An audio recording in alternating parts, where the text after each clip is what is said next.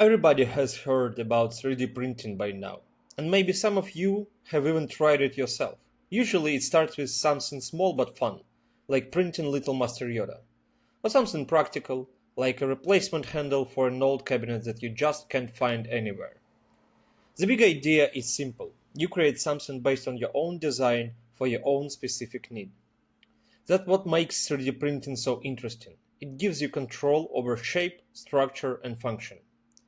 And recently, the same idea has reached medicine. Now you might be thinking, wait, you can 3D print drugs? And that's a fair question. The short answer is yes. Not on the same printer you'd use for Master Yoda, of course, but the core principle is similar. You prepare the right materials, active pharmaceutical ingredients or APIs, plus excipients, which are the inactive ingredients that helps form the pill, and then software controls exactly how the final tablet is built. That opens the door to a few really important applications, like personalized dosing, complex releases mechanisms, and polypills, one tablet that combines multiple drugs. And that last one is what this paper focused on today. Now think about the real-world problem. A lot of patients, especially older ones, take several medicines every day. As a result, there are more pills to manage, more chances to miss a dose, and more friction in treatment. And for children, the challenge is different, but just as real.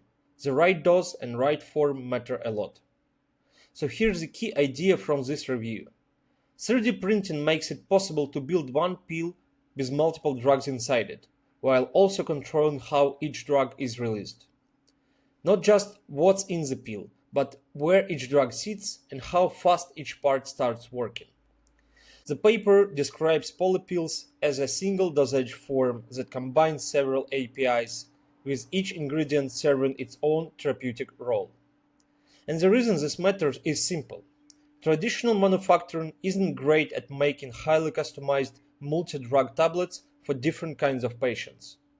3D printing is much more flexible. It can support on-demand production, personalized compositions, and more complex internal designs. Let's take a look at one concrete example from the paper: hypertension treatment.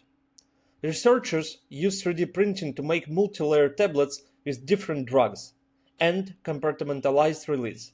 In other words, each drug sits in its own section and releases differently. One part can release quickly, another can release slowly, so one printed pill can replace several separate tablets in one more controlled way. And here what's interesting.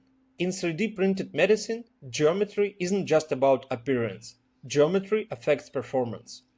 The review describes design with built-in gaps and bridges that help speed up drug release.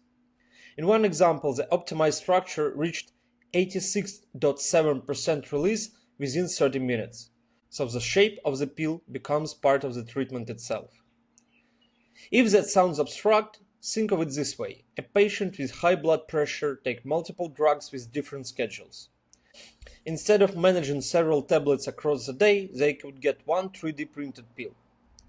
One section works immediately, another keeps releasing over time. Same therapeutic goal, less complexity for the patient, and potentially better adherence because the regimen is easier to follow. And this isn't only about convenience. It's worth noting that this matters a lot for pediatric and geriatric patients. Children often need age-appropriate doses and forms they can actually take. Older adults often deal with swallowing problems and multiple prescriptions at once. A personalized multi-drug tablet speaks directly to both of these problems. To sum up, the key takeaway here is this: 3D printing lets medicine move beyond one-size-fits-all manufacturing. A pill no longer has to be a standard object made for the average patient. It can be designed around a real person, their dose, their combination of drugs, and even their release schedule. And this first step is important, because once you can print the right pill for the right patient, the next question becomes, how do you design the pill perfectly? That's exactly where AI starts to matter. And in the next video, we will discuss how AI helps with this design. If you want the deeper technical details, read the paper, link in the description. If you find this useful, please subscribe. And if you need help building your own AI software, don't hesitate to reach out. Pivotal AI will be happy to help.